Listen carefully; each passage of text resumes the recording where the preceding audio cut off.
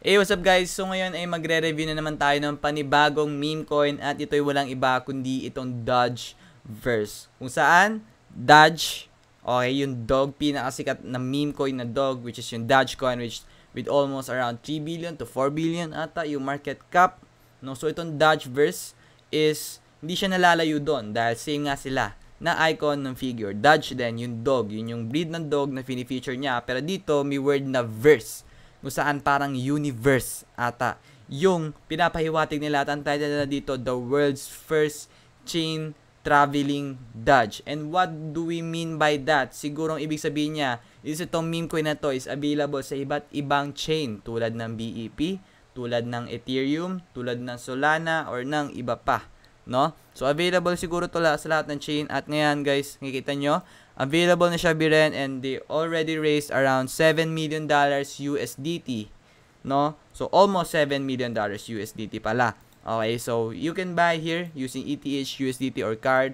Pero disclaimer lang, hindi natin to pinopromote. Kumbaga alpha call lang to. Nasa inyo pa rin naman yung choice, no, kung bibili kayo or hindi. Pero dito sa YouTube channel natin is nagbibigay lang tayo ng mga alpha call galing sa mga sources ko ng mga meme coin na bubulusok sorry for that, na bubulusok sa susunod. Kasi last time promote natin dito, hindi nga tayo nagpo-promote last time feature natin dito yung SMUG, yung Sponge V2, yung BTC ETF, yung Meme Combat, at napakarami pang iba na kanalimutan ko na.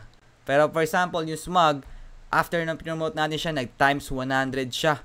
Naging 300 million na yung market cap niya ngayon. Last time nung pinromote ko siya, ay hindi nga pinromote, ano ba?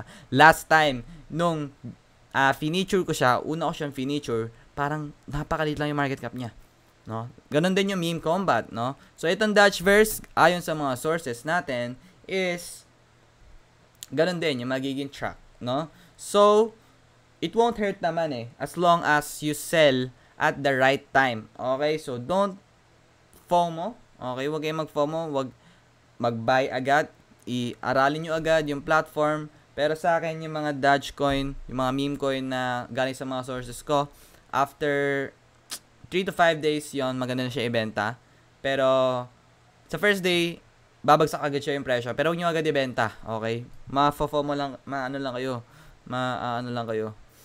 So, ibenta nyo 3 to 5 days kasi magpapump yung presyo after 3 to 5 days ng listing, okay? So, ayan, na-feature niya siya dito sa mga news articles, mga website na yan.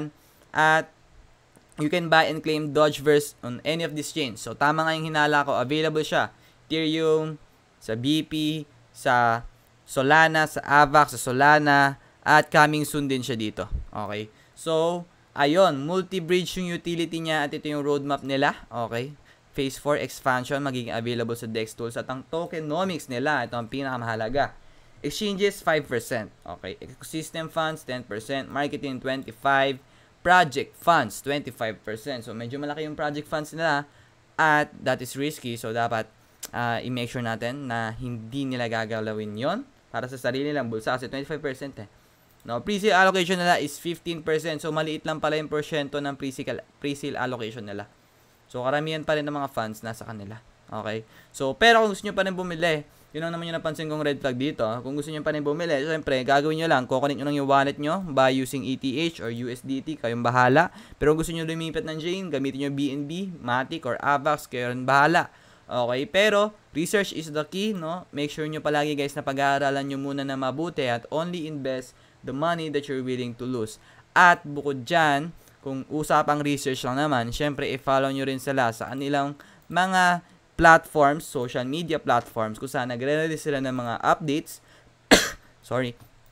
mga iba't iba pang balita para updated kayo. Okay, so follow nyo sila dyan sa Twitter, sa Telegram nila with already 2,000 followers.